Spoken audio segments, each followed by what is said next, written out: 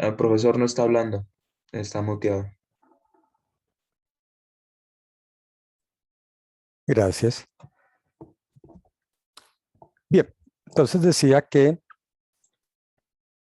pues, en el modelo ideal, cuando tenemos el modelo ideal y queremos analizar las distintas configuraciones, entonces, pues, básicamente lo que hacemos es, dado las cosas que asume el modelo ideal de resistencia de entrada infinita, dado que la resistencia de entrada es infinita, pues eso nos produce el hecho de que las corrientes que entran al amplificador en el terminal no inversor y en el terminal inversor sean iguales a cero, ¿no? Esa es, digamos, la consecuencia. Y del hecho de que A tienda a infinito y de que Rout tienda a cero, o sea, cero, pues tenemos que B más será igual a B menos.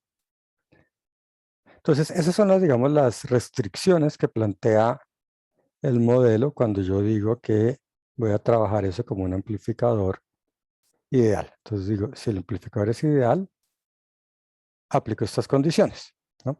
Son las restricciones que me impone por el modelo que estoy utilizando. Y de ahí en adelante, pues ya es con la información que me dé la configuración, pues encontrar todo lo demás. Básicamente, pues ahí yo ya sé que B más es igual a B menos, pero pues mis incógnitas serían B out, B más y B menos, ¿no? Pero entonces uno va planteando el sistema de ecuaciones. Digamos, tengo tres incógnitas, necesitaría tres ecuaciones. Pero ¿qué me dice el hecho de que yo haya puesto aquí una realimentación negativa y que no esté circulando corriente por ahí, dado que esa corriente es igual a cero, ¿no? Como la corriente es igual a cero, incluso si yo tuviera aquí una resistencia, por ahí no circula corriente. Si no circula corriente, no hay que de voltaje en la resistencia. Entonces, por eso es que yo puedo quitar esa resistencia, la puedo quitar y simplemente, pues, poner ahí un corto, ¿no? Y entonces, típicamente, pues, un amplificador seguidor se hace así, poniendo un corto. Pongo un corto y ya, no más, ¿no? Entonces, fíjense que hacer eso, dado que yo tengo que B menos es este nodo, B más es este nodo, pues cuando hago el corto, eso me impone una segunda ecuación que me estaría diciendo que B menos va a ser igual a B out, ¿sí? Se convierten en el mismo nodo, porque hice un corto, ¿sí? Tengo un corto entre los dos, entonces pues el voltaje es el mismo nodo finalmente. Todo eso se convirtió en un solo nodo. Entonces ahí me sale esta segunda ecuación, pero necesito una tercera. Entonces, pues yo me doy cuenta que el voltaje de la señal de entrada Bin está conectado directamente a B+, ¿no? Entonces yo puedo decir, bueno, entonces obviamente también B+ va a ser igual al voltaje de nodo de la fuente, que es Bin. ¿Listo? Y ahí ya tengo tres ecuaciones y ya lo puedo resolver. ¿Listo? Entonces, por ejemplo, pues simplemente yo diría, por esta ecuación, B+ es igual a B-, lo que implica que B out es igual a Bin, ¿de acuerdo?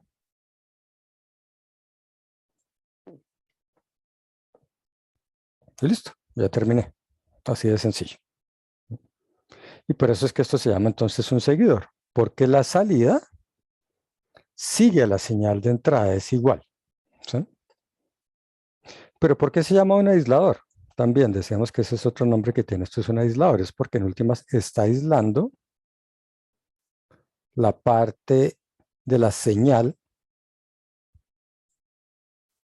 digamos que yo quiero evaluar de la parte de la electrónica, en últimas.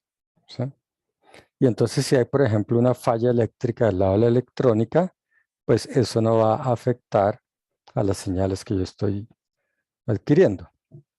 Y un caso muy importante es cuando se trata de personas. Cuando yo tengo un electrocardiógrafo que está conectado a una persona, pues la señal es una señal que le viene del corazón. ¿Sí? Entonces, pues yo puedo tener, digamos aquí,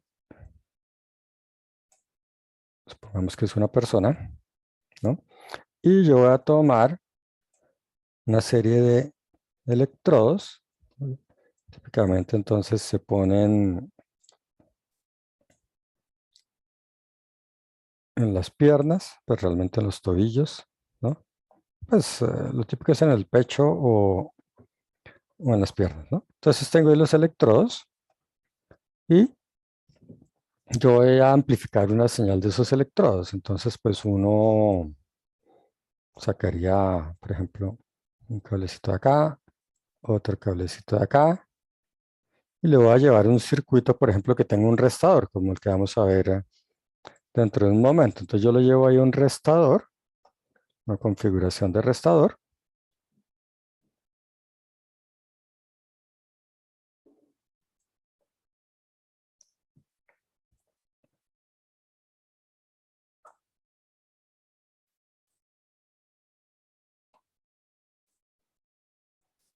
Entonces,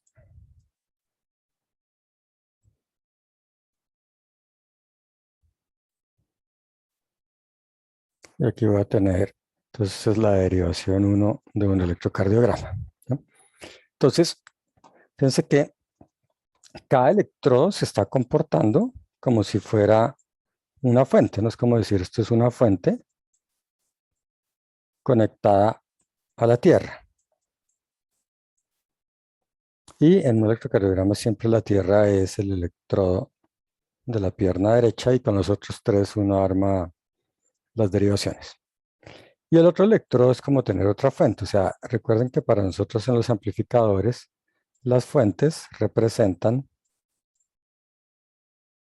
señales, ¿no? Entonces, esto es una señal. Es una señal que viene pues del corazón, ¿no? Es el corazón el que genera unos campos eléctricos y esos campos eléctricos van a producir unos voltajes en los electrodos, entonces eso es una señal, eso es lo que representamos con la fuente. Entonces, cuando uno conecta eso, ¿qué va a ocurrir?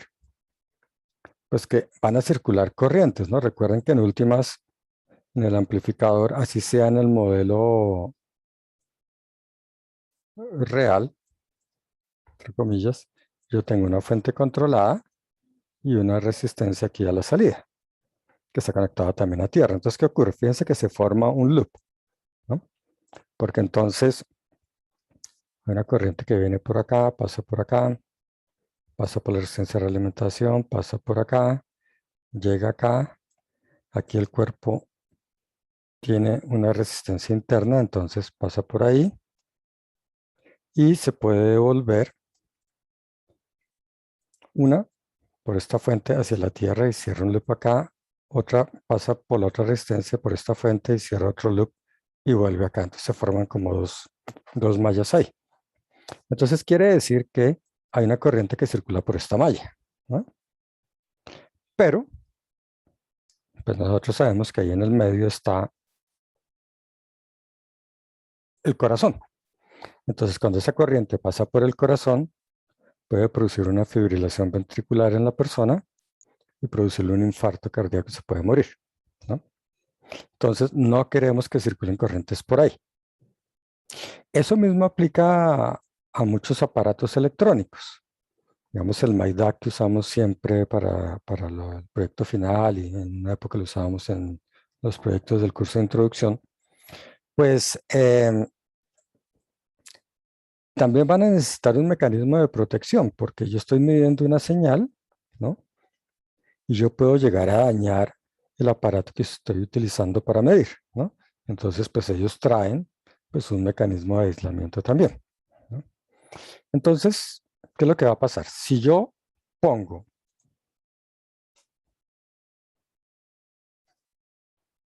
aquí una señal que entre acá.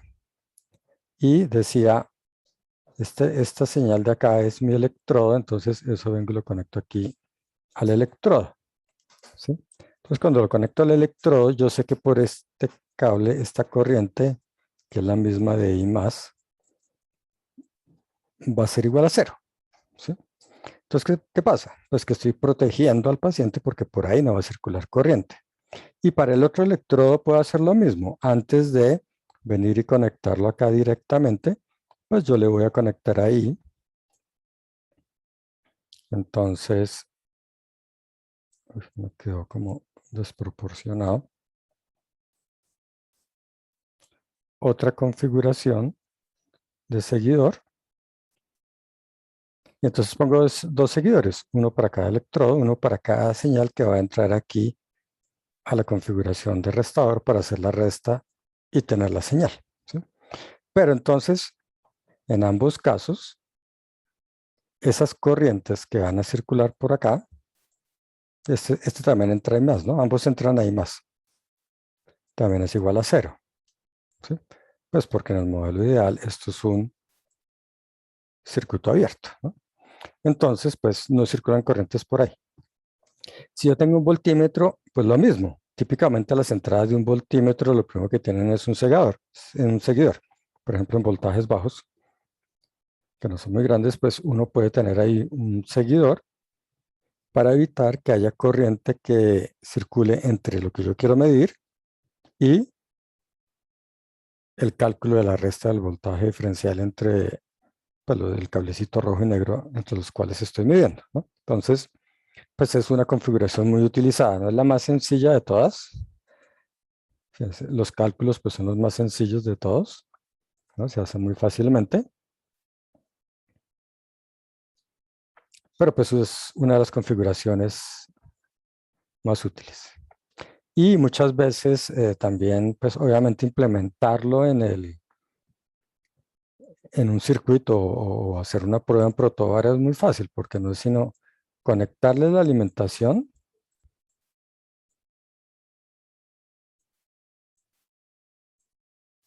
Entonces le conectan los dos pines de alimentación. Sabemos que típicamente pues, son el 4 y el 7 en la mayoría de configuraciones cuando solo traen uno.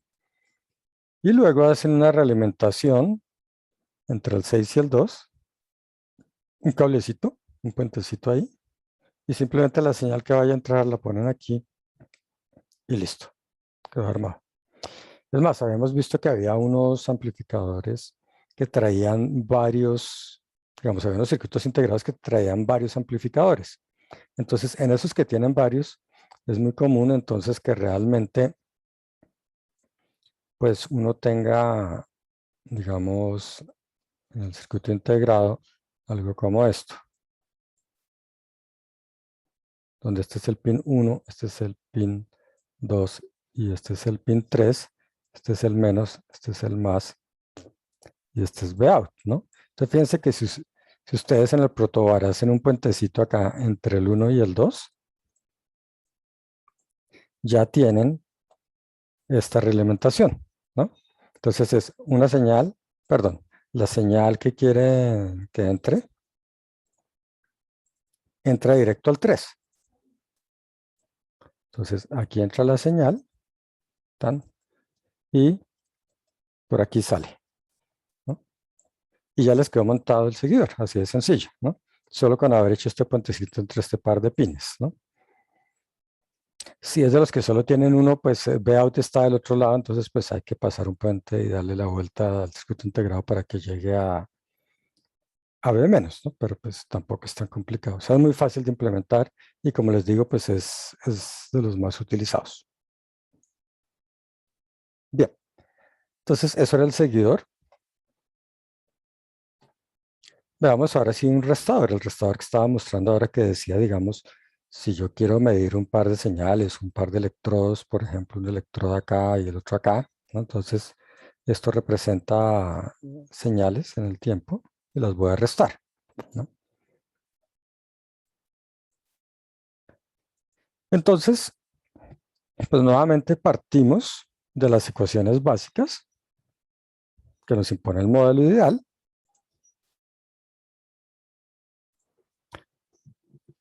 Y pues para todo lo demás usamos la configuración. Entonces miramos cómo es la configuración que tengo y esa configuración me va a imponer o me va a determinar otras ecuaciones adicionales. Entonces, por ejemplo, yo puedo calcular B más, ¿no? B más es este nodo. En nuestro modelo sabemos que esto está abierto y que por ahí no entra corriente. Entonces, ¿cómo puedo calcular B más? Pues obviamente la forma más sencilla es simplemente hacer un divisor de voltaje. Dado que no entra corriente a este nodo, ¿no? Pues yo puedo decir que R1 y RF están en serie. Si están en serie, B más es la que da voltaje en esta resistencia, desde ese nodo a tierra. Entonces lo calculo por divisor de voltaje. Entonces yo digo, eso es B2 que multiplica a RF sobre R1 más RF, ¿de acuerdo? Entonces ese es el valor de B más. Y luego hacemos lo de siempre. Hago aquí KCL en este nodo. Entonces voy a hacer el KCL en B menos. Entonces esa primera corriente que sale sería B menos menos el voltaje de este nodo que es B1 sobre esa resistencia que vale R1 más la resistencia, la corriente que sale por acá, que sería entonces B menos menos llega a este nodo que es B out sobre la resistencia que vale RF más la corriente que entra por acá, que es, perdón, y menos,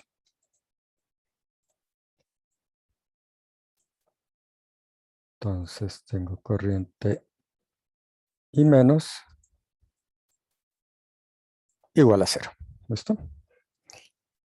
Y pues ahí ya tengo las tres ecuaciones con las tres incógnitas, entonces simplemente digo, bueno, como por esta restricción B más es igual a B menos, entonces digo, esto tiene que ser igual a B menos.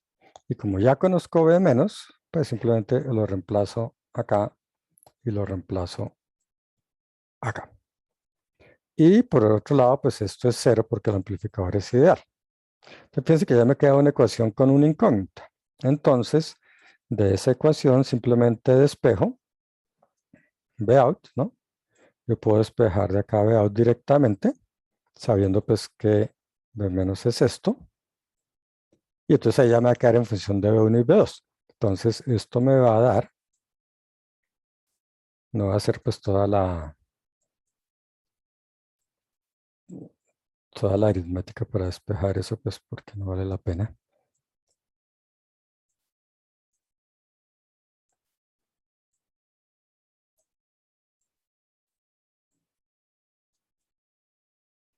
Y listo, ¿no? Entonces ahí es donde vemos claramente que efectivamente se trata de un restador. Yo tengo que la salida es B2 menos B1 y que aparte de eso, una vez que hago la resta, lo puedo amplificar, ¿no? Le puedo poner entonces ahí pues una ganancia, ¿no? Entonces si ese voltaje diferencial entre B2 y B1 es muy pequeñito, pues le puedo poner ganancia. Por ejemplo, hemos hablado muchas veces del puente de Wheaton, ¿no? Donde nos interesa medir este voltaje acá de circuito abierto, porque sabemos que ese voltaje de circuito abierto ahí está relacionado con la resistencia R4 que tenemos por acá, que pues típicamente es una resistencia variable, ¿no?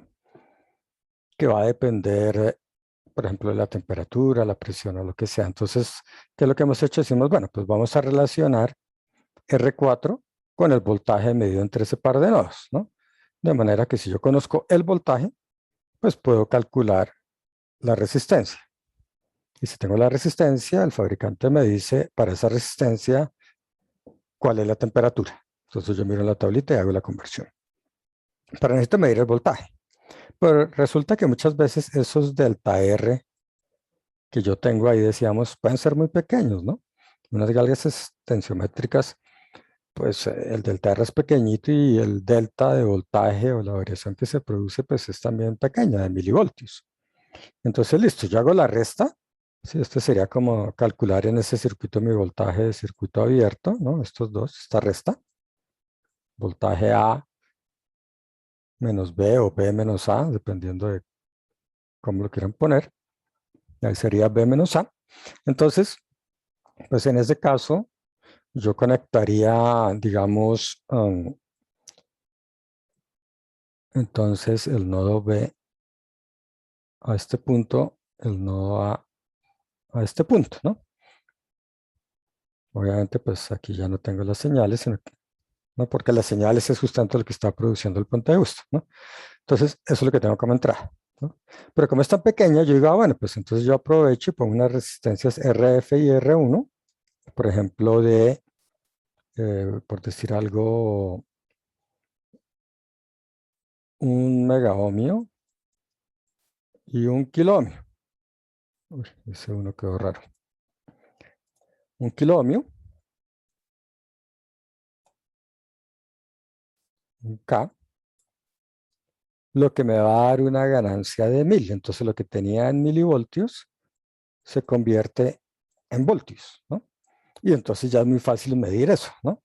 Ya una señal que era muy pequeñita, debido al delta R, pues se convierte en una señal de voltios que yo incluso con un voltímetro fácilmente puedo medir.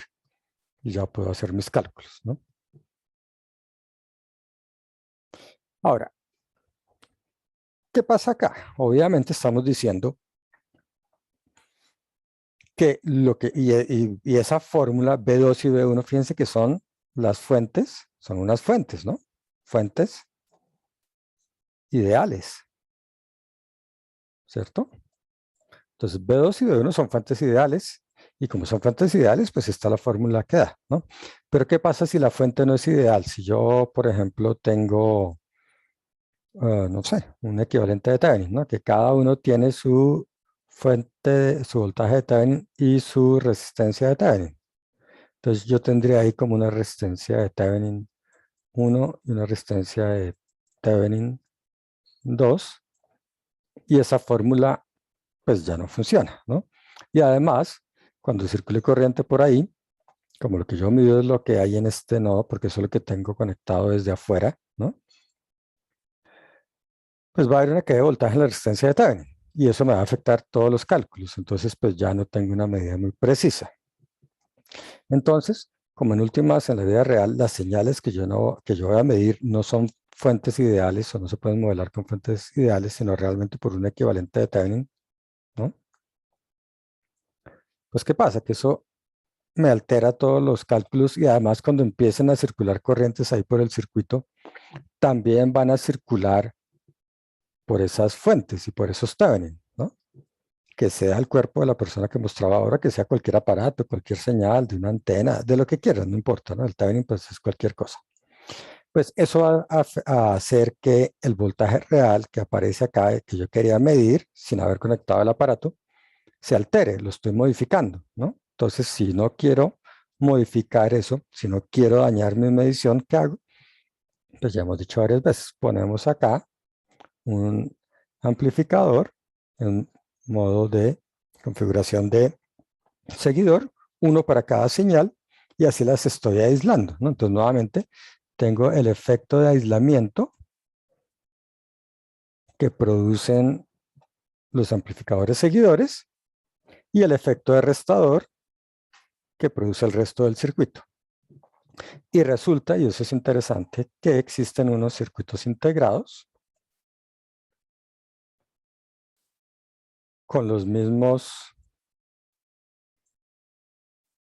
8 pines que tiene un amplificador operacional convencional, pero que tiene al interior toda esta configuración completa, ¿no? Tiene, tiene tanto los dos seguidores como el amplificador restador. Y entonces va a tener una entrada por acá, la otra para este, como siempre su alimentación positiva, su alimentación negativa.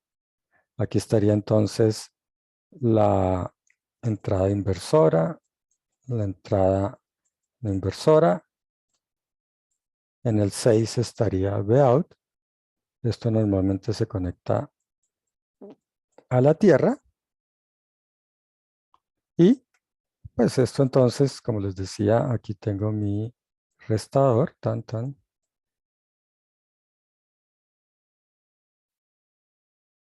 Aquí el que va a tierra. Y las dos señales entran una por acá, otra por acá. Y adicionalmente, tiene aquí una resistencia externa, RG, es una G de ganancia. Y poniendo esa resistencia externa, yo estoy controlando la ganancia acá del resto, digamos, de todo el circuito. Entonces, típicamente uno pone, o estos circuitos tienen aquí una ganancia unitaria y es esta resistencia externa la que le da la ganancia total. Y ese circuito como tal es lo que se conoce como un amplificador de instrumentación. Entonces, todo eso ya viene integrado en un circuito, ¿no? Los dos seguidores y el restador, y se llama entonces un amplificador de instrumentación.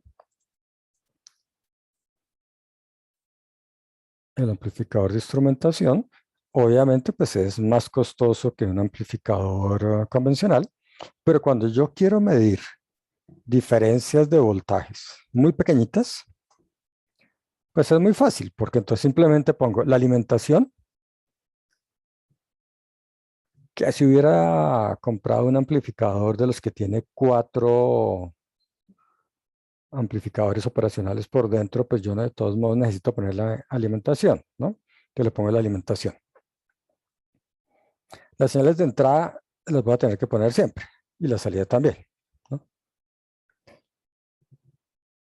Pero con la ventaja de que todas las resistencias que necesito para hacer el restador ahí, las 2 DRF, las 2 DR1, pues no necesito ponerlas, ¿no? Esas ya están por dentro del circuito integrado, ¿no? Solo tengo que poner una resistencia externa entre el pin 1 y el pin 8 y eso me permite ajustar la ganancia. Y con poner una resistencia de 40 ohmios, por ejemplo, ustedes tienen ganancias de 10.000. Entonces, cosas que estén en milivoltios ya les salen cercanas a los 10 voltios, ¿no? Entonces, muy fácil de medir, ¿no? Es una amplificación muy buena, con una altísima precisión. Eso tiene típicamente resistencias de entrada de 10 a la 14, ¿no? Habíamos dicho que RIN, pues uno malito era por ahí de 2 megaohmios y uno bueno pues ya era de 10 a la 7 ohmios, pero estos amplificadores de instrumentación suelen tener unas impedancias o resistencias de entrada de 10 a la 14, ¿no? Entonces definitivamente pues estoy aislando muy bien la señal que quiero medir. Entonces, por ejemplo, justamente una aplicación típica de esto es en equipos médicos, ¿no? O en telecomunicaciones, donde las señales que vienen pues desde un satélite por allá en el espacio y llegan aquí a una antenita, pues son muy pequeñas, ¿no? Entonces, pues hay que darle una muy buena amplificación de alta precisión, pues para no distorsionar la señal, ¿no? Entonces, esa combinación de aisladores y restadores, pues son de lo más utilizado en electrónica, finalmente. Tanto así que, pues por eso es que entonces se integran ya en uno solo, ¿no? Es más, hay unos amplificadores de instrumentación que vienen no solo con eso, sino con una fuente regulada, de manera que tiene unos pines en los cuales uno puede tener voltajes constantes. ¿Para qué sirve eso? Suponiendo que es como si yo tuviera aquí un, llamémoslo, VCC No, ¿qué le ponemos? Voy a poner otro nombre, voltaje DC. Sí, un voltaje DC de salida, Vout. Y ahí hay un pin adicional. Entonces, yo puedo usar ese voltaje y conectárselo aquí al puente de Whiston. Recuerden que esto va a tierra, la misma tierra que tiene el amplificador. Porque recuerden que el puente de Whiston, para que funcione, hay que ponerle una fuente de voltaje entre el nodo de arriba y el nodo de abajo, ¿cierto? Es obligatorio. Porque el voltaje de circuito abierto depende, pues, de las resistencias y de la fuente que yo ponga. Pero yo necesito que esa fuente no cambie de voltaje. En nuestros modelos que hemos puesto, pues hemos puesto siempre una fuente ideal, la llamábamos, por ejemplo, BF, ¿no? Entonces, el voltaje de circuito abierto depende de BF, ¿cierto? Pero entonces, ¿qué va a pasar? Que si yo utilizo una pila para armar mi puente de Whiston, la pila se va a descargar. Y cuando se descarga la pila, el voltaje de circuito abierto, o el voltaje de Thevenin entre A y B, va a cambiar. No porque cambió la temperatura y cambió la resistencia, ¿no? Simplemente porque la pila se descargó, ¿no? Entonces, pues yo no puedo tener eso de esa manera porque pues yo no sé si el voltaje de circuito abierto está cambiando por el hecho de que cambió la temperatura o porque se descargó la pila, ¿no? Entonces la pila no se puede descargar. Hay que usar una fuente controlada. Entonces lo que tienen estos amplificadores de instrumentación, los modelos que les digo, pues ya traen una fuente regulada de voltaje. Y algunos traen salidas de distintos voltios. Por ejemplo, puede tener una salida regulada de 10 voltios o de 5 voltios o 2.5 voltios, ¿no? Entonces, pues entre más grande sea el voltaje BF, pues más fácil es medir el voltaje de circuito abierto, ¿no? Lo que pasa es que si quiero un voltaje BF grande, pues ese voltaje de salida que le pongo ahí, finalmente como el voltaje que se produce en este nodo, pues viene desde la alimentación que yo le ponga al circuito, ¿no? Entonces, si quiero tener 10 voltios ahí, pues le tendrán que entrar un poquito más de 10, por ejemplo, 20 voltios, ¿no? Entonces voy a tener que, perdón, 12. Entonces, digamos, voy a tener que alimentar con 12 voltios, por decir algo, ¿no? Entonces, pues ya es más difícil alimentar con 12 voltios que con 5 o con 3, ¿no? Pues porque necesito más pilas, por ejemplo. Entonces, así sea que las pilas que yo ponga por acá se estén descargando, como eso tiene una fuente regulada, pues el voltaje que sale para el puente de Whiston es siempre constante, ¿no? Entonces ahí ya los amplificadores de instrumentación pues tienen muchas alternativas, ¿no? Ahí además también hay de todos los precios y demás, ¿no? Hay unos que consumen mucha energía, otros que consumen poca, pero en general pues están previstos para que sea bajo el consumo. Entonces, ese era un restador. ¿Qué pasaría en ese restador si R1, RF, o sea, las tres resistencias no fueran así, sino que fueran, por ejemplo, aquí R1, R2, R3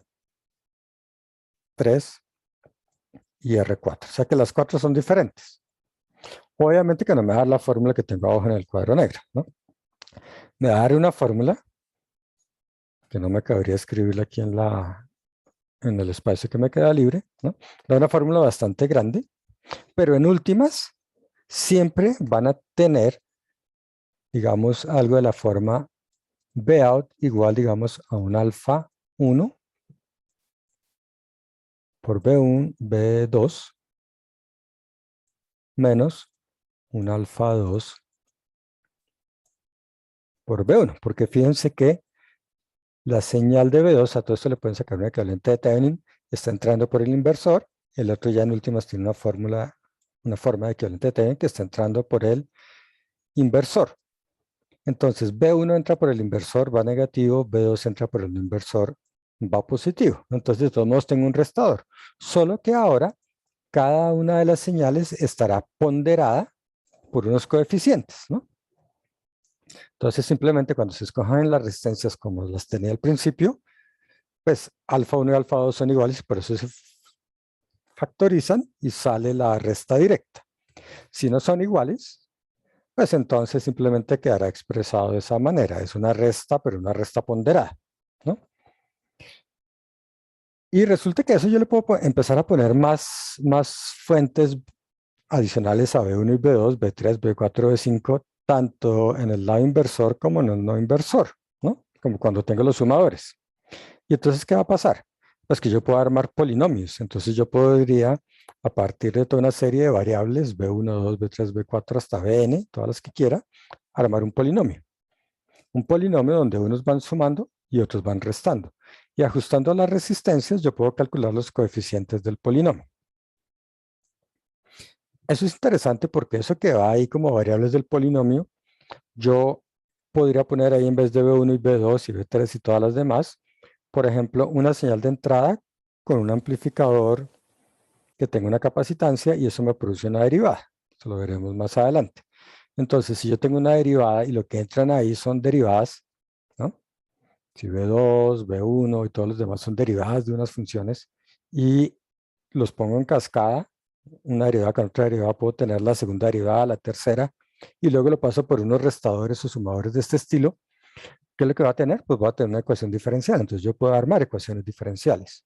Y de hecho, pues en una época se resolvían las ecuaciones diferenciales de forma análoga usando amplificadores operacionales, cuando no había pues toda la electrónica digital y demás, los microprocesadores, todas las cosas, pues se podían resolver ecuaciones diferenciales usando lo que se llamaban computadores análogos, ¿no? Que eran simplemente cajitas de amplificadores operacionales que uno va interconectando y luego pues ya uno con un osciloscopio pone la señal en un punto determinado y eso le está mostrando cómo es la solución de esa ecuación diferencial. En forma gráfica le da la solución, ¿no? Bien, entonces ese era el restador. El sumador, ya habíamos visto en últimas que de todo esto yo puedo hacer un equivalente de Thevenin. Y si yo hago un equivalente de Thevenin ahí, ¿no? Pues todo ese circuito, digamos, si su equivalente de Thevenin fuera este, una vez que lo haga,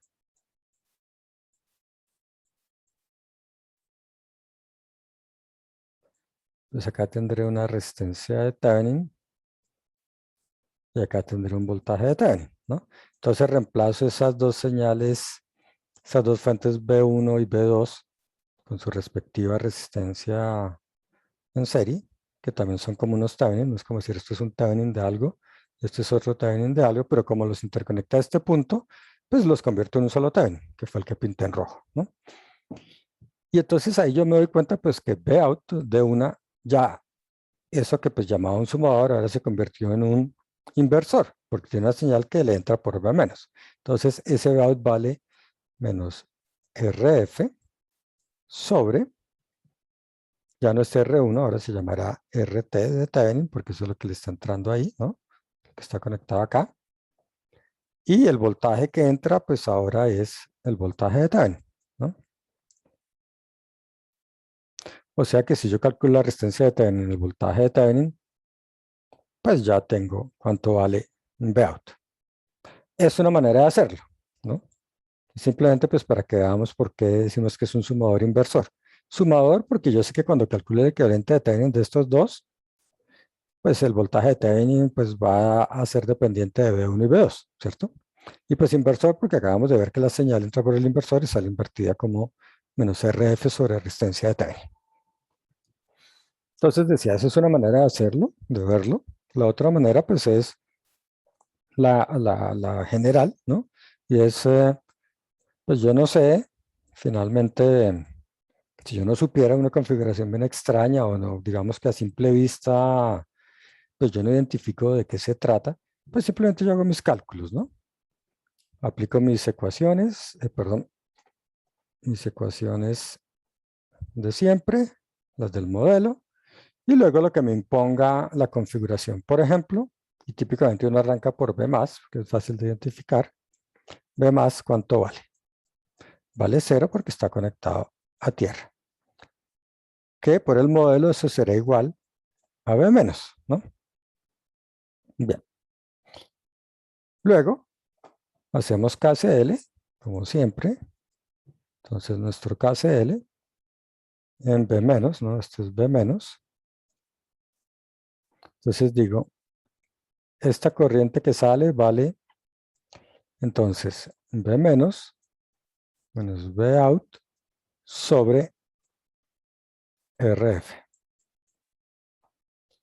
La corriente que sale por acá, entonces ahí voy a tener dos corrientes hacia ese lado, ¿no? Porque hay dos fuentes, que será B menos B1 sobre R1, más la que va a la otra fuente, que es B menos B2, otra vez sobre R1, y me falta la que entra acá, que es 0 porque pues es un modelo ideal y esa corriente y menos pues es 0 y todo es igualado a 0. Pero ¿qué pasa? B más será igual a B menos, que era 0. Entonces, esto vale 0, esto vale 0 y esto vale 0. De manera que ahí ya puedo despejar B out. Y entonces B out me va a dar, no es mucha la sorpresa, RF sobre R1 negativo por B1 más B2. Y listo. Tengo entonces un sumador, pero con una ganancia de lazo cerrado, que es negativa. O sea que él hace la suma, pero invierte la señal. Después de que la suma, la invierte. Y yo puedo controlar con RF y R1 la ganancia, ¿no? Si RF, digamos, si las dos resistencias finalmente no fueran iguales, ¿no? Digamos que B1 y B2 no tienen como resistencia en ambos lados R1, ¿no? Esta y esta si no son iguales, pues entonces nuevamente va a dar una suma, pero una suma ponderada en función de esas resistencias, ¿no? Entonces ahí ya da una fórmula mucho más complicada, ¿no? Por ejemplo, uno podría decir, bueno, yo quiero hacer la suma, pero de pronto cada una de las señales no es una fuente ideal, obviamente, porque pues nosotros no medimos en fuentes, pues medir el voltaje de una fuente pues no tiene sentido, ¿no? Entonces, realmente lo que nos interesa es medir señales desconocidas y en general esas señales también tendrán su resistencia acá de fuente real o de equivalente de Thevenin. Entonces, en último, uno podría saber cuál es esta resistencia y agruparla con esta de manera que sea la suma de estas dos, la que sea igual, ¿no? Si las dos resistencias de Thevenin de B1 y B2 no son iguales, pues entonces yo ajusto las dos resistencias que voy a conectar ahí para que la suma sí se vuelva igual y entonces efectivamente estaré teniendo la resta exacta, perdón, la suma exacta de las dos, amplificada, sin ponderación, ¿no? Entonces eso también puede ser una manera de resolver eso, ¿no? Listo, entonces ahí teníamos nuestro sumador inversor. Pues fíjense que son circuitos complejos, finalmente se empiezan a volver complicados con muchas cosas, pero se resuelven muy fácilmente en general, ¿no? Porque en general B más siempre lo podemos calcular de forma directa, ¿no? Aquí es 0, ¿no?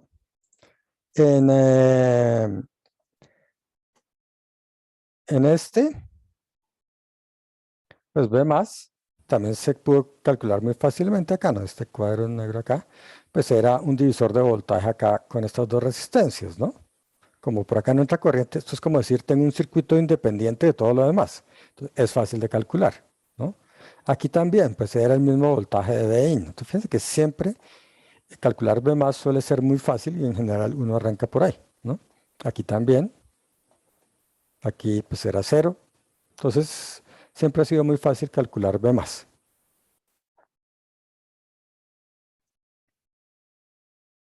Listo. Entonces, una vez que uno tiene el modelo ideal y todas esas fórmulas que hemos visto, pues hay una cosa interesante cuando yo tengo el modelo ideal, y es que si son ideales, el cálculo cuando yo los conecto en cascada, y yo siempre lo puedo hacer, yo siempre los puedo conectar en cascada, pero cuando son ideales, el cálculo de las fórmulas es muy sencillo, ¿sí? Porque entonces, digamos, yo tengo aquí pues varios circuitos, ¿no? Entonces, yo podría conectar, por ejemplo, este con este, ¿no? Voy a llamar esto Vout 1 y este Vout 2. Entonces, antes de que los conecte, por ejemplo, ¿cuánto vale Vout 1? Entonces, yo me doy cuenta que este tiene una configuración de inversor, ¿cierto? Entonces, pues su fórmula ya sabemos que en este caso sería menos R2, que sería la misma RF, sobre R1 por lo que entre. Aquí digamos que tengo otro que tiene un Bain, llamémoslo Bain 2, para diferenciarlo del Bain que tengo acá. Entonces, Vout 2, ¿cuánto vale? Pues vuelve a ser un inversor, ¿no? Entonces digo, entonces este vale menos la resistencia de realimentación, que es R4, sobre la de la entrada, que es, en este caso se llama R3, por Bain 2. ¿De acuerdo? Bien. Entonces, eso es cada uno por separado. Digamos, si yo tuviera aquí una señal de entrada que está entrando por aquí, que sea Bain 2, ¿no? Pues eso es lo que sale. Pero ahora realmente lo que yo voy a hacer es, como decía, conectarlos en cascada. La salida de uno sea la entrada del otro. Entonces resulta que cuando hago eso, Bain 2 tendrá que ser igual a la salida del 1. ¿Listo? Pero yo sé que la salida del 1 es esta fórmula que tengo acá arriba, ¿no?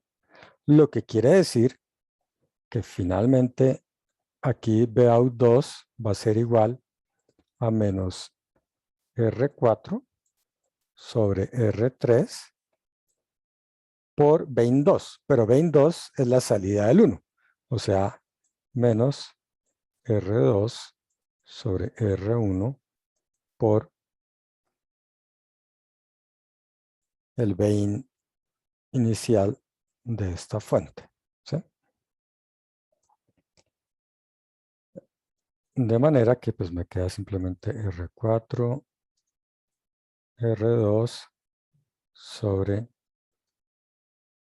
perdón, R3, R1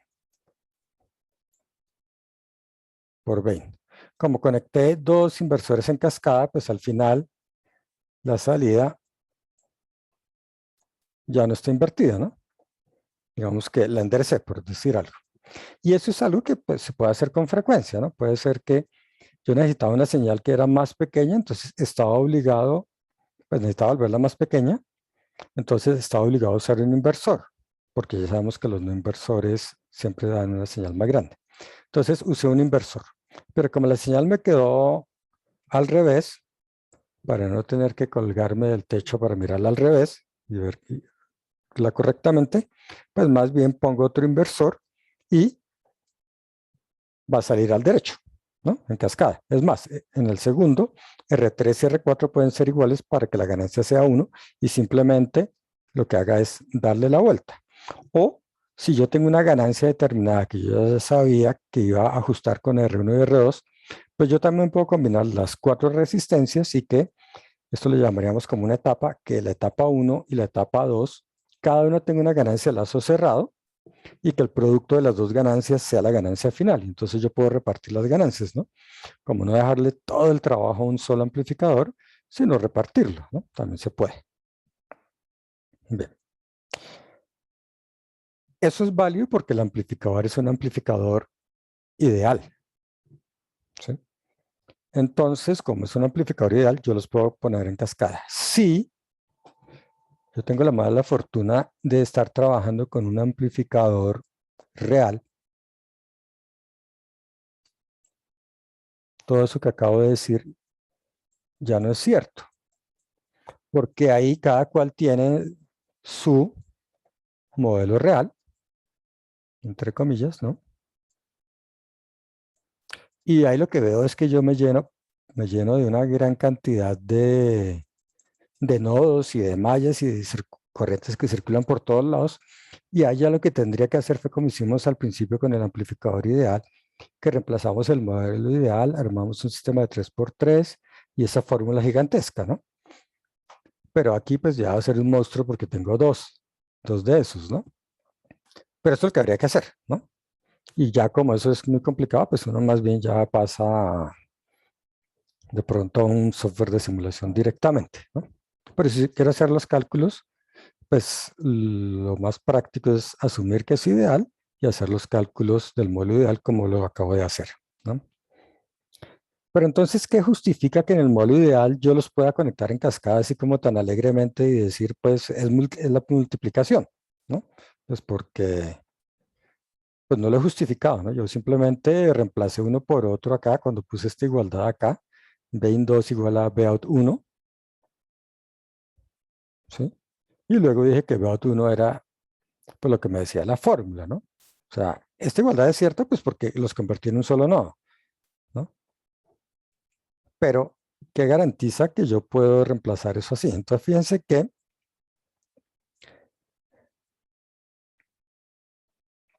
bout 1, pues realmente es esta fórmula, ¿no? O sea que yo puedo reemplazar bout 1, por ejemplo, con una fuente cuyo valor sea menos R2, aquí se me borró una R, R2 sobre R1 por 20. Entonces es como si estuviera conectando eso acá, ¿no? O sea que en vez de haberlo conectado al circuito de allá, yo lo conecto a una fuente que toma ese valor, ¿no? Entonces, siempre un amplificador ideal, operacional, yo le puedo calcular el equivalente de Thevenin a la salida, al Vout. Y ese Vout es justamente lo que diga la fórmula. Y entonces reemplazar todo este amplificador operacional configuración de inversor por una sola fuente con la fórmula del inversor. Y eso es lo que justifica entonces que yo pueda simplemente hacer la multiplicación que hice por acá, ¿sí? Es por eso. Entonces ustedes pueden calcular en la tarea el equivalente de Thevenin a la salida de un amplificador y van a ver que es una fuente, ¿no? Y uno dice, bueno, antes de que ustedes hagan el cálculo, bueno, ¿eso cómo va a ser? Pues resulta, si se acuerdan bien,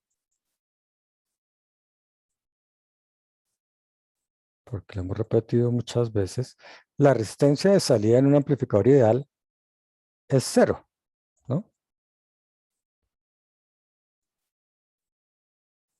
O sea que el voltaje de salida de un amplificador ideal es A por BD. Es una fuente, ¿no? Y ya sabemos que el equivalente de Thevenin entre un nodo de una fuente y el otro nodo es la misma fuente, ¿sí? Es una fuente ideal. O sea que el equivalente de Thevenin de un amplificador ideal es una fuente de voltaje ideal. Y por eso es que puedo reemplazar todo el amplificador completo con su configuración solamente por una fuente, ¿no? Si ustedes hacen el cálculo del equivalente de Thevenin, voltaje de circuito abierto, resistencia de Thevenin, todo eso les va a dar que la resistencia de Thevenin es cero y que voltaje de circuito abierto es esto. Entonces quiere decir que lo puede reemplazar por ese circuito, ¿sí? Como es ideal, El hecho de que haya una fuente controlada A por BD, ya sabemos que ese efecto desaparece cuando A tiende a infinito, B más tiende a B menos y finalmente pues eso no queda en las fórmulas, ¿no? Cuando es ideal.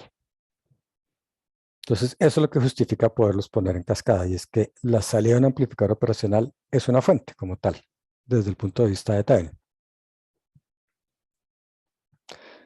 Entonces, ya con eso explicado, pues es muy fácil hacer cualquier otra combinación. Yo digo, yo quiero conectar este con este.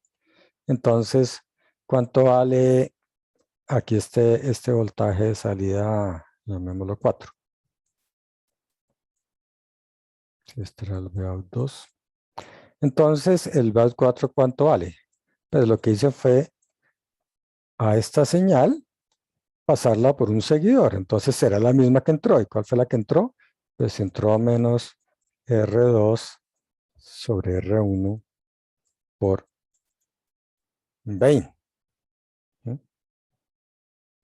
Y si dicen, pero yo después esta se le quiero conectar a este, que esta sea la señal de entrada aquí a este circuito.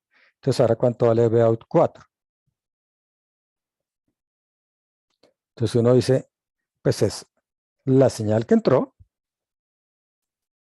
menos R2 sobre R1 por 20. Eso es lo que está entrando ahora como señal ahí, pues porque estoy representando mi señal de entrada por eso, es lo que le entra ahí, ¿no? ¿Y qué configuración tengo ahí yo? Yo veo que eso es una configuración de no inversor, ¿cierto? Y un no inversor tiene una fórmula que es 1 más RF, que en este caso es R6, la de realimentación, sobre la otra resistencia que es R5. Y ya tengo la salida. Fácil, ¿no? Recuerden que este RIN no afecta para nada, puede tener resistencia ahí, porque por ahí no circula corriente porque el circuito está abierto, porque es ideal, ¿no? Si no fueran ideales, pues cada amplificador de los 4 que tengo ahí tiene su propia resistencia de entrada, 1, 2, 3, 4, y entonces pues las fórmulas son una pesadilla, ¿no? Y si después digo, bueno, y ahora yo eso le voy a conectar a este, y ahora cuánto vale B2 nuevamente. Pues ahora toda esta fórmula que me dio acá, la voy a multiplicar, ¿no? Toda esa fórmula gigantesca que está allá abajo, pues como esto es un inversor, la multiplico por menos R4 sobre R3. Y listo, ya la tengo, ¿sí? Todo eso porque es ideal. Y como es ideal, cada amplificador con toda su configuración completa vista desde el nodo de salida es un amplificador, es una fuente ideal de voltaje, ¿no? ¿Eso qué quiere decir? Algo que hemos mencionado varias veces, no hay un efecto de carga, ¿no? No es lo mismo tener una fuente acá y decir a esa fuente ahí en paralelo, lo veíamos mucho con los divisores, le voy a conectar aquí una resistencia y aquí otra con 2, ¿no? Y aquí otra con 2, como en los puentes de Wheatstone que eran 2 en serie que están finalmente en paralelo, ¿no?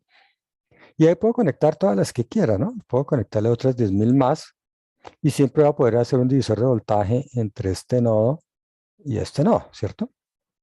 Porque la fuente es ideal y entonces no va a haber efecto de carga. Esta fuente ideal puede entregar toda la corriente que le pidan.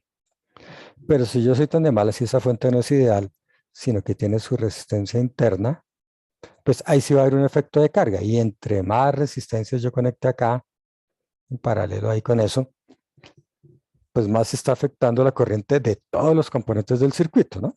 Porque no es ideal. Entonces, aquí nos pasa lo mismo, ¿no? Los amplificadores. Cuando al amplificador, en su salida, yo le conecte algo, aquí, por ejemplo, una resistencia de carga cualquiera, o una resistencia de Thevenin, de algo que le voy a conectar ahí, no sé, no importa, ¿no? Pues ya no solo la corriente que produce la fuente,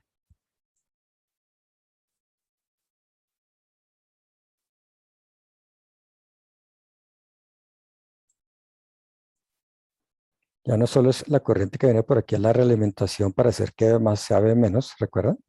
sino que además hay otra corriente que circula por acá, ¿no? Entonces, eso produce una caída de voltaje en la resistencia de R0 y pues ahí todas las ecuaciones cambian. Es más, solo hacer eso, solo hacer este cambio, si cogemos nuestro modelo real y hacemos esos cálculos, es una pesadilla.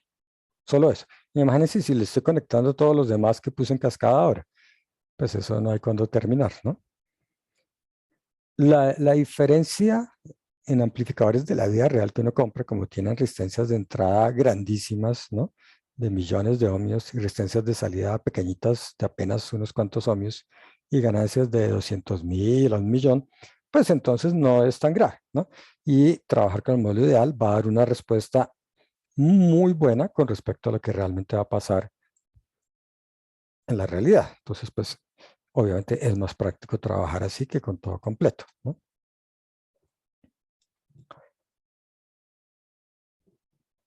Entonces, por ejemplo, lo que acabo de decir, ¿no?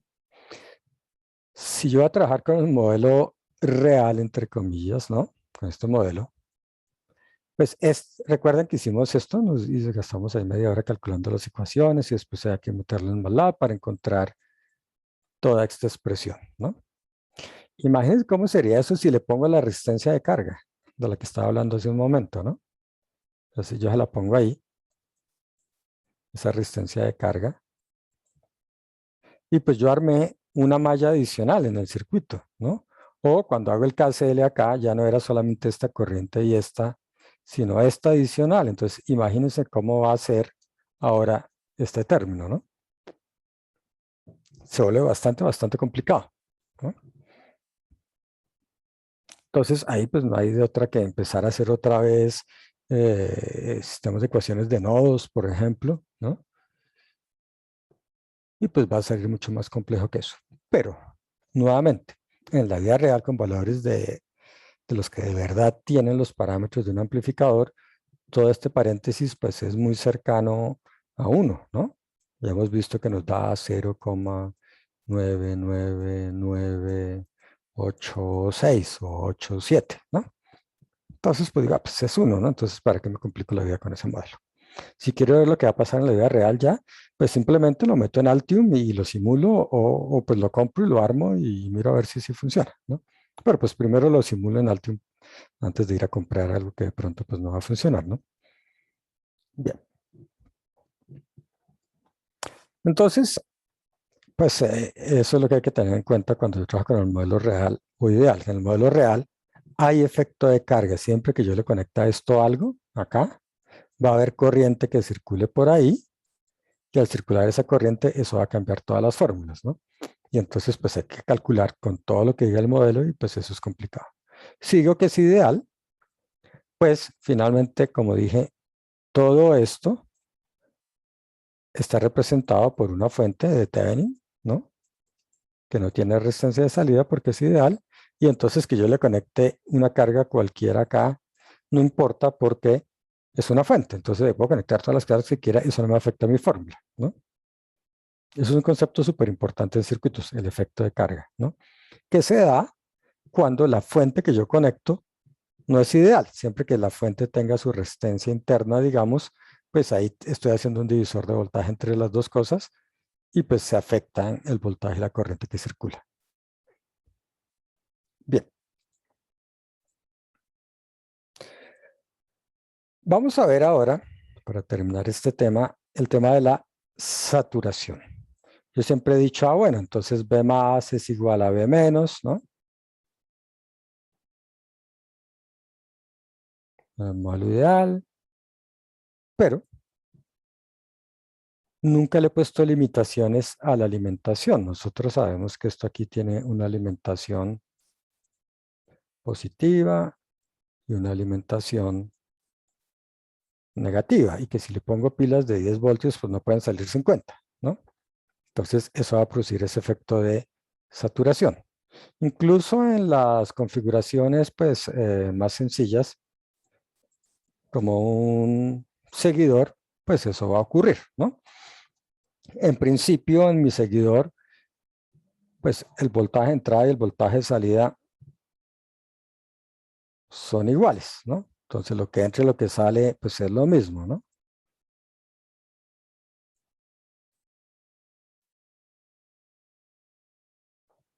La entrada es la curva roja y la salida es la curva azul. ¿Por qué no se ve la curva roja? Pues porque yo pinto primero la roja y luego la azul, y entonces la azul al pintarla tapa la roja porque son iguales y no se ve, ¿no? Pero si yo tomo en cuenta el efecto de saturación, aquí no hay ganancias ni nada porque es un seguidor, ¿no? Pero si le pongo saturación, o sea, si le pongo pilas, y digo, voy a alimentar, por ejemplo, con 20 voltios.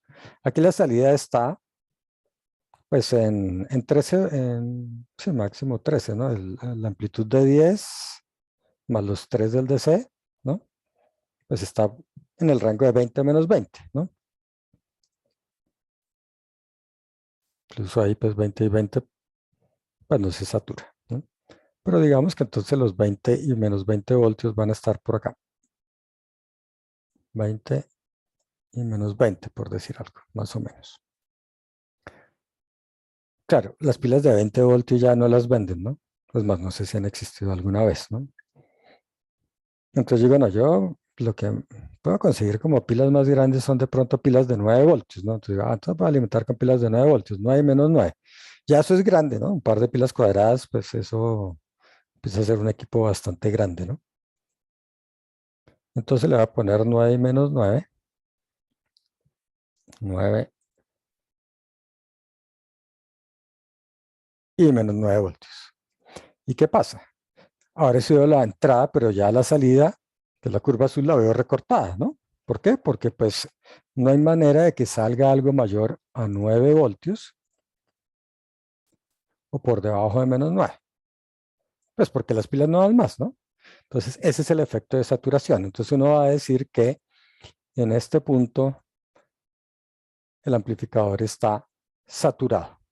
Y cuando está saturado, nosotros dijimos que está trabajando en la región de saturación. Y cuando no está saturado, cuando la salida corresponde a lo que me dice la fórmula, lo vamos a llamar la región activa. O sea, región activa es cuando se cumple la fórmula de la configuración, un seguidor. Y región de saturación es cuando no se cumple la fórmula, ya no es una cosa lineal, sino que simplemente se recorta la señal. Y se puede recortar tanto por arriba como por abajo, ¿no? Aquí porque mi señal, digamos, tenía un offset, se la centro en 0, y mis pilas con el tiempo de 9 voltios se van descargando, ¿no? Cuando uno ya está haciendo el proyecto, se le va descargando la pila y se le descarga y se le descarga, y entonces la salida ya no sale, ¿no? Entonces, ahora sí, la curva azul y la curva roja no son iguales, y ahora sí puedo ver la roja, ¿no? Y entonces yo esperaría que saliera esto, ¿no? Pero eso no es lo que sale. Entonces, eso que sale, eso que yo espero que salga, yo lo voy a llamar el voltaje de salida esperado en región activa. Entonces, cuando está en región activa, yo espero que salga eso, ¿no? Pero eso no es lo que va a salir en la vida real. En la vida real le pongo las pilas y cuando se me descargan las pilas, lo que sale es lo que está en azul. Saturado o no saturado, pero eso es lo que sale, ¿no? Entonces, fíjense que hay una salida esperada y una salida real, ¿no? Lo que sale de verdad va a ser la curva azul. Lo que yo espero que salga, en este caso sería la roja, pues porque es un seguidor, ¿no? Entonces, vamos a tener que diferenciar entre esos dos tipos de salida. La salida, digamos, lo real, la salida, el Vout, simplemente eso es lo que sale en Vout. No lo llamemos real de pronto para no confundirnos con los modelos, ¿no? Lo que espero que salga en Vout y lo que realmente va a salir en Vout. Son dos cosas diferentes, ¿no?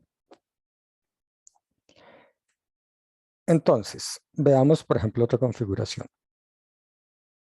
Un no inversor.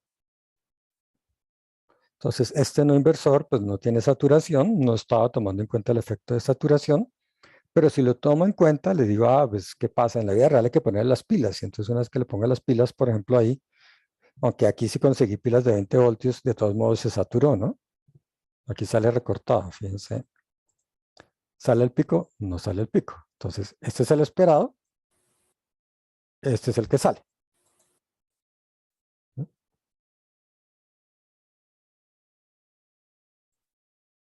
Entonces, ¿qué está pasando? Aquí tengo unas pilas grandes, ¿no? Pero resulta que es que la ganancia que yo tengo es tan grande también, que entonces de todos modos se va a saturar, ¿no? Si yo tuviera una ganancia más pequeña, pues él no se satura, ¿no? Fíjense. Porque el valor de la salida no sobrepasa el voltaje de las pilas, entonces pues no se satura. Pero ya si yo le digo, mira, es que quiero amplificar por un valor mucho más grande, pues fíjense que llegó al punto en que se vuelve una señal cuadrada. Entonces, como ustedes no saben cuál es la entrada, ¿no? Para eso se pone un amplificador y lo pasan al osciloscopio para poderla ver, porque la señal de entrada en últimas no se conoce, ¿no? Eso es lo que uno quiere hacer finalmente. Ven, nunca lo conocemos. Aunque uno asume las fórmulas que es un valor conocido, digamos, realmente esa es la gran incógnita y es qué es lo que entra como señal y como es tan chiquitica que ni siquiera el osciloscopio me la muestra. Si ustedes cogen los electrodos de un electrocardiograma, un electrocardiografía, digamos, los electrodos y los pasan a un osciloscopio, la señal no se ve, nada. Por más que sea el osciloscopio de 100 millones de pesos, no se ve, ¿no? Y los hay de ese valor, pero no lo van a ver. Necesitan coger la señal que está en milivoltios o en microvoltios, amplificarla primero con un amplificador y así poner el osciloscopio en Vout a ver qué es lo que está saliendo, ¿no? Entonces uno no la conoce. Pero si ustedes reciben una señal como esa, ¿no? Como tienen un circuito ahí, una caja negra, amplifican, ponen el osciloscopio y sale esa curva azul. Ustedes dicen, ah, fácil, la señal de entrada era una onda cuadrada. Pues no, no era una onda cuadrada, ¿no? Es simplemente que está saturada, ¿no? Entonces, pues es un efecto que se puede dar con muchas señales, ¿no? Digamos, aquí es una señal de entrada senoidal, pero puede ser cualquier señal. La misma señal de mi electrocardiógrafo, de electrocardiograma, pues puede salir como ondas cuadradas y uno nunca se da cuenta que eso es una señal del corazón, ¿no? Y así con todo, ¿no? Entonces, digamos que la saturación es un efecto bastante nocivo en últimas y que uno no puede ignorar, ¿no? Hasta el momento no lo habíamos tomado en cuenta, pero en la vida real, cuando ustedes armen un circuito, hay que ponerlo, ¿no? Hay que ponerlo porque siempre en la vida real o en el Altium, en la simulación, ustedes tienen que poner la alimentación positiva y negativa. Si no la ponen, el circuito real obviamente nunca va a funcionar y el de Altium tampoco. Él no adivina qué valor le quieren poner, entonces simplemente no funciona, ¿sí? Entonces hay que ponerlo. Eso es algo al que uno se tiene que enfrentar sí o sí. Entonces, pues hay que tenerlo en cuenta, ¿no? O sea, estamos muy bien con el modelo ideal, me puede aguantar muchas cosas, ¿sí? Pero, pero la saturación sí hay que tenerla en cuenta, esa sí no la podemos pasar por alto, ¿no? Yo me olvido del modelo real, el modelo real de doble comillas, el simulado, lo que sea, y trabajo con el modelo ideal. Pero siempre le va a tener que superponer la alimentación y la saturación. Entonces, cuando volvamos de receso, pues vamos a ver, digamos, unas curvas como esta, que nos va a permitir como evaluar cómo es esa saturación y ver cómo tengo que hacer los cálculos para encontrar la salida cuando hay saturación, para saber las condiciones en las cuales mi amplificador va a estar saturado y que no van a salir los picos, por ejemplo, en la onda senoidal, sino que va a ser recortada, ¿no? Digamos que es un tema un poquito largo, entonces pues nos toca ya verlo en la próxima clase. ¿Listo? Bueno, entonces dejaré ahí por hoy. No olviden entonces que la tarea pues la pueden entregar hasta el lunes a medianoche. Y si tienen dudas de la tarea, pues me pueden consultar en estos días con mucho gusto. Los atiendo. Y pues de resto que pasen un buen receso. Entonces voy a parar ahí la grabación.